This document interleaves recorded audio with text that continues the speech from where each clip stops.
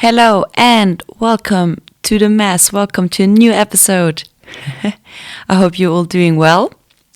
I just came back from cycling. I cycled 230 kilometers from from Linz to Vienna. And it was like 13 hours and 45 minutes, so I had a lot of time to think. And this week's episode is about society, the limiting beliefs I had and the limiting beliefs many people have. And that's all I have to say so far. Have fun and enjoy this episode. Welcome to the mess. On the surface she looks fine, but what's inside ain't always in line. Life is good, life is bad. She's a mess, but a happy one.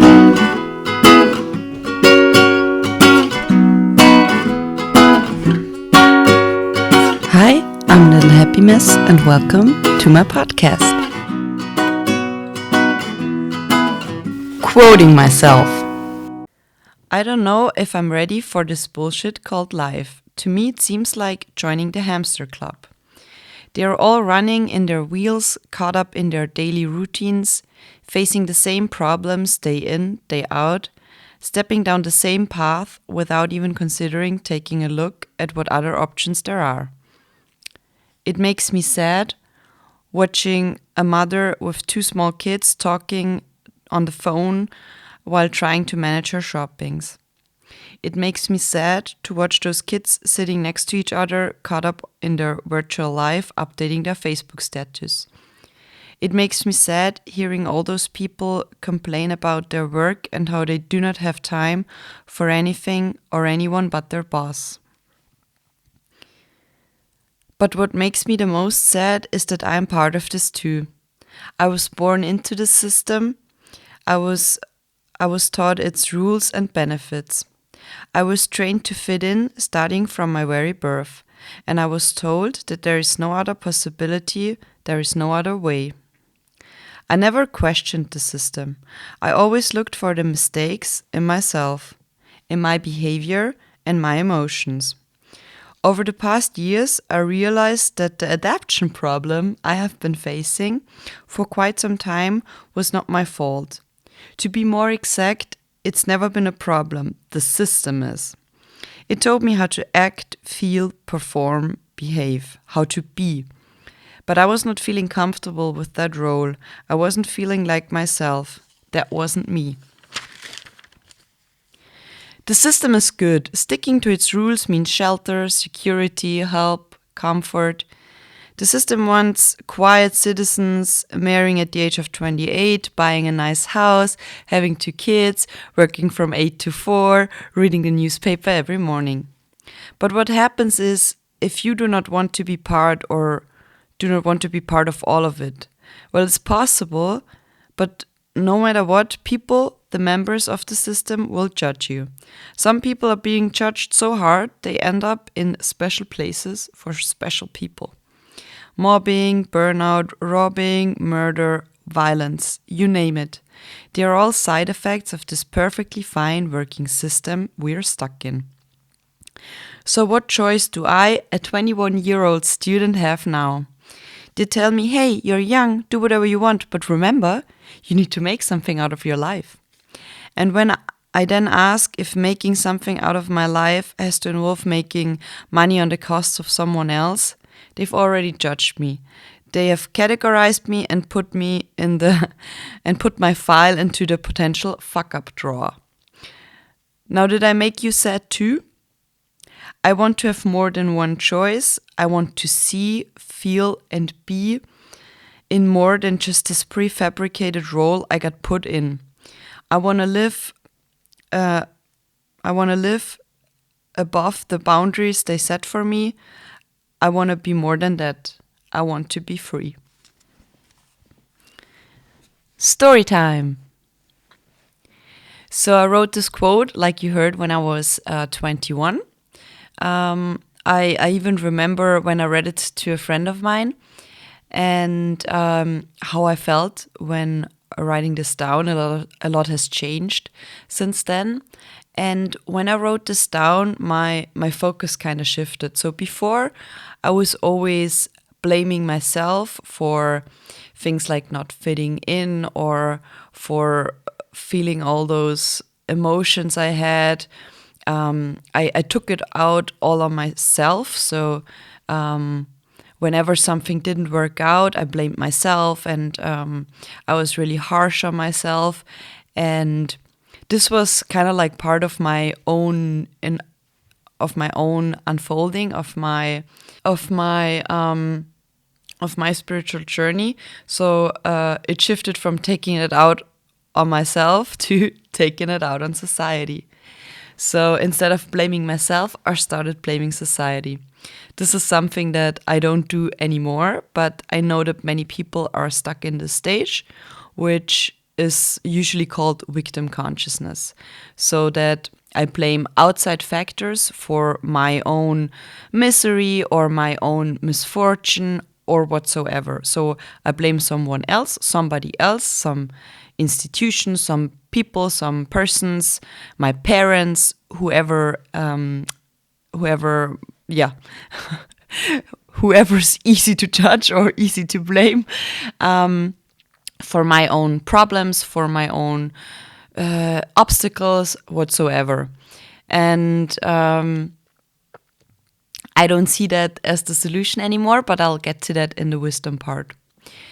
So as I think many people know or many people are aware of, we are in a world that can be viewed as very evil, as very superficial, as very materialistic, and there is many bad things going on. And I think it's important to know about certain things, but it's also important to shift your focus to the positive. Anyway, so there is big corporates, we have the evil farmer industry and the evil livestock industry, and we have many bad things going on. And it's very interesting because ever since I got my first depressive episode, which was around 14, I became super sensitive in those phases.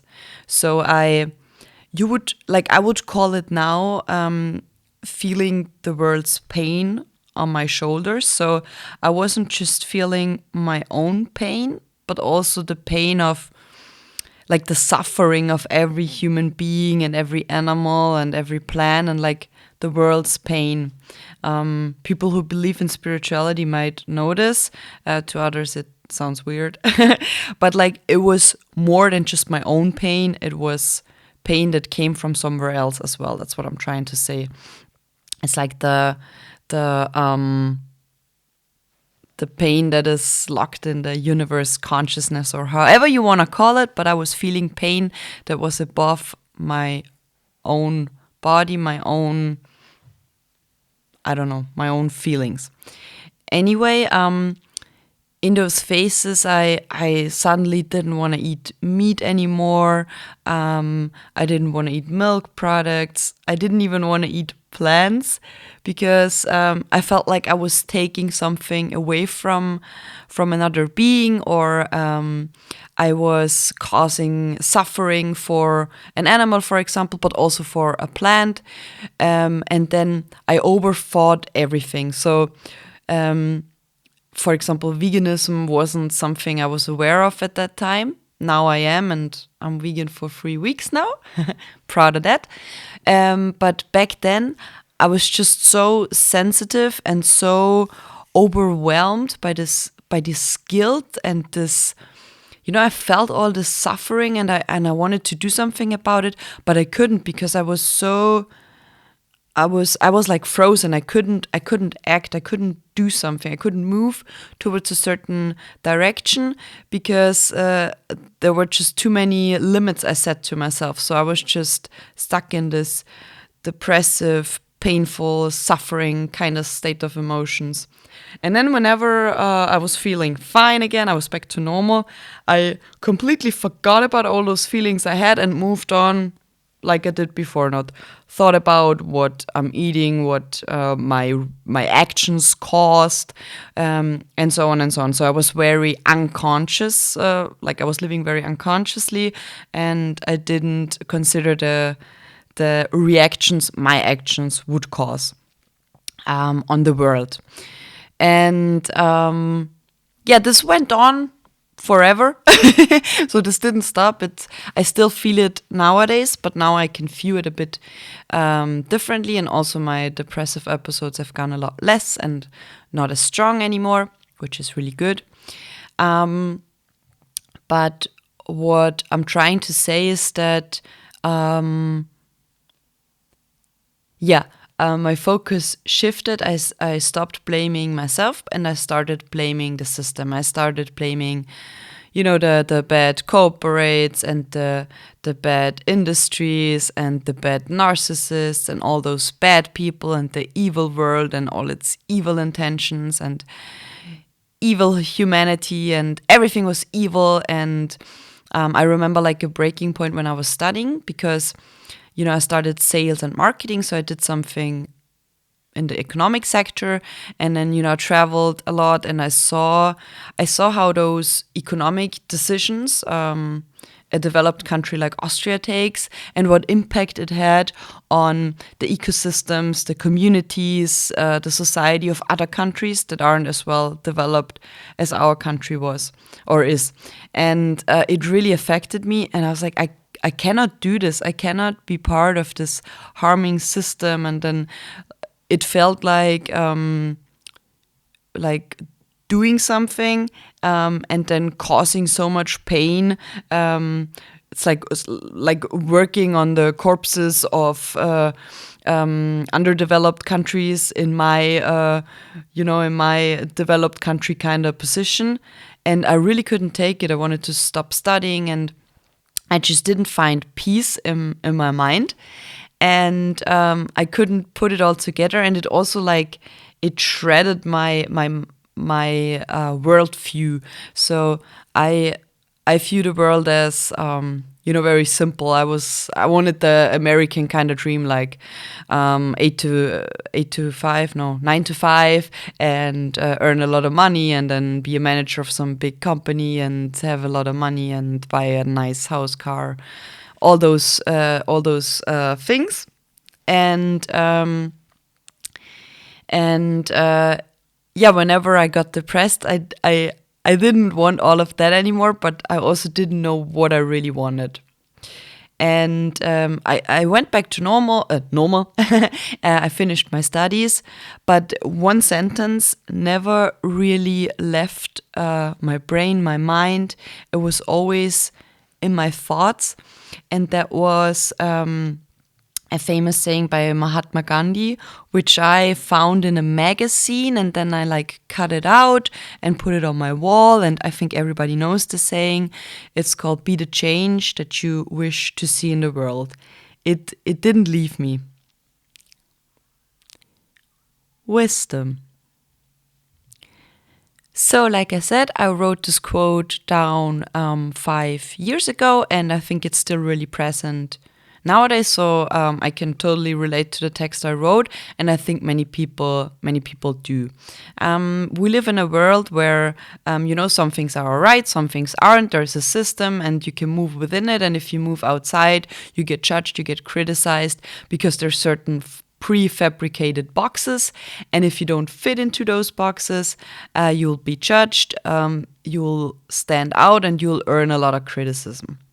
And I think especially when it comes to people with mental diseases, at least I can relate to it, and a lot of people I've talked to can relate to it, that you try to make yourself fit into a box, and you squeeze yourself in, and you try really hard, and you put your mask on, and you try to act, but you just can't find happiness in that.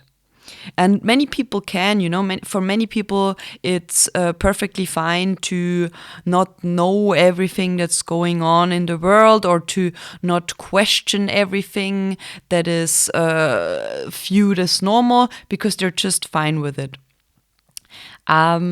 What is very important, and that's now coming back to the saying, to be the change that you wish to see in the world, is that no matter what your mentality is, how you think, how you view the world, how critical you are, how open-minded you are, it's important to do something in order to make the world a better place in your own individual way.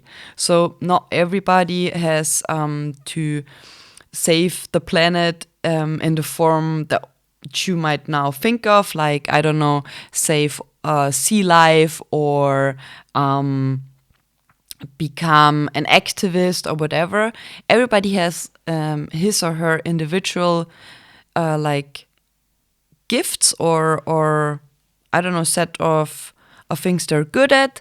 And if you focus your energy and love on those areas, you contribute to the world and you make it a better place. And that's everybody's life exercise, in what I think so, in my opinion.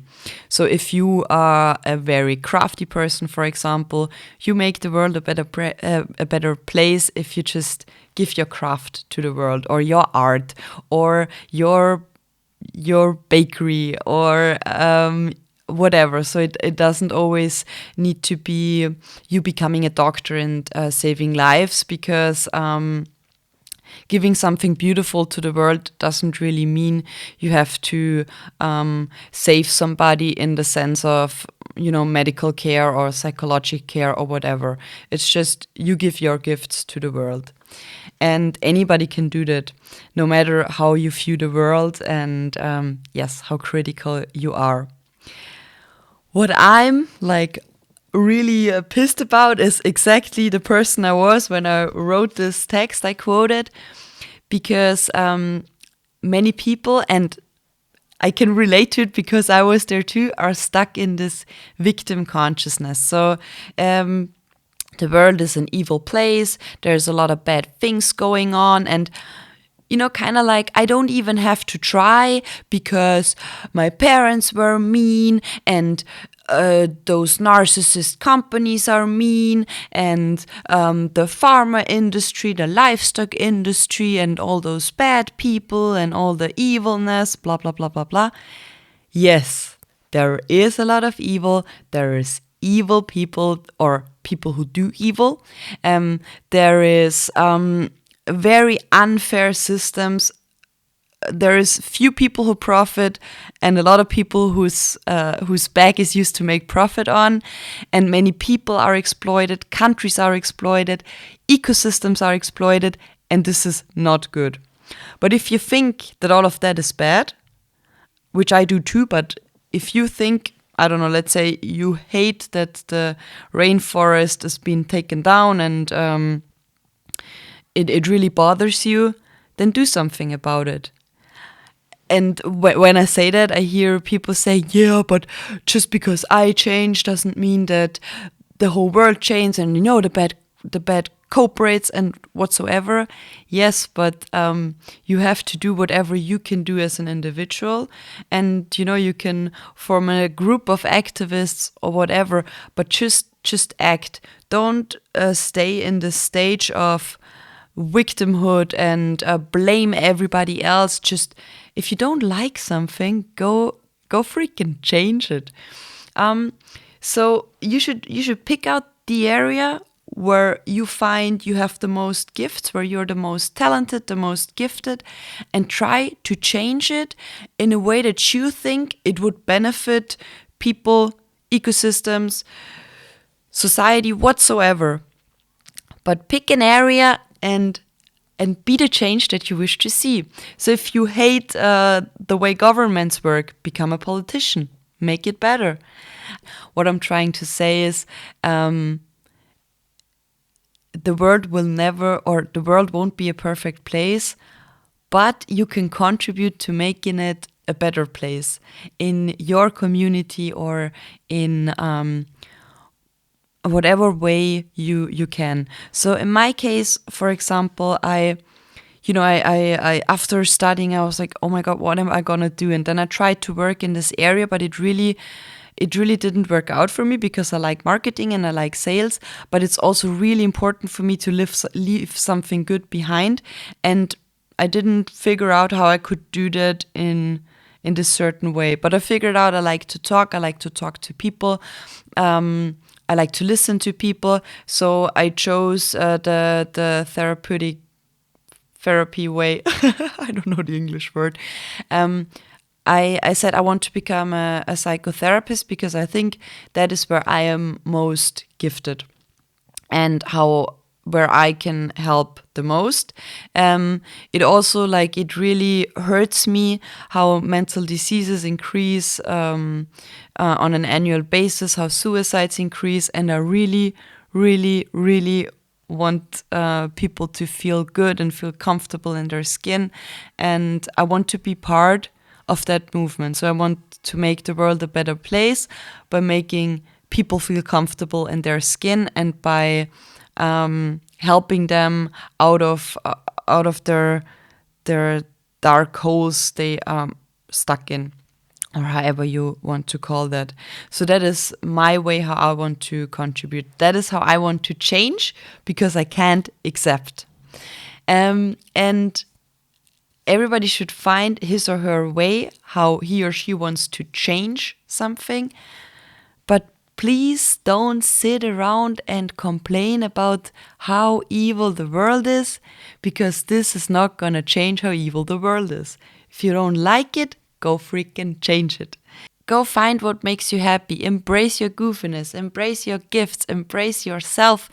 And be the change that you wish to see in the world. Further material. So today's further material is a book. I actually haven't finished reading it, but just the title says it all. I just know it in German right now, but if you change yourself, you change the world, something in that kind of direction. In German it is, wer sich verändert, verändert die Welt. And I'm going to include the links in the description or the show notes. And yes, the title says it all. So change always starts with yourself. And it's exactly what Mahatma Gandhi said: be the change that you wish to see in the world. And the only way to start is by changing yourself. Everything else is harder to change. But if you live in a way that you want to see, then people might get inspired and try to live in the same way you do. Yes, I hope you enjoyed this episode. I hope I got you to think a little bit. And yes, if you have topic suggestion, if you have feedback for me, if you want to start a discussion and tell me how offensive I am, please do so. I welcome this. And tell me how you want to change the world, or what you would like to see in the world, and how your life contributes to a better world for the next generation, or what's your vision in that kind of direction. And I wish you a great weekend. Enjoy the sun. If you live in Austria or Germany, everywhere else, I don't know what the weather is going to be like. And I'll see you next week.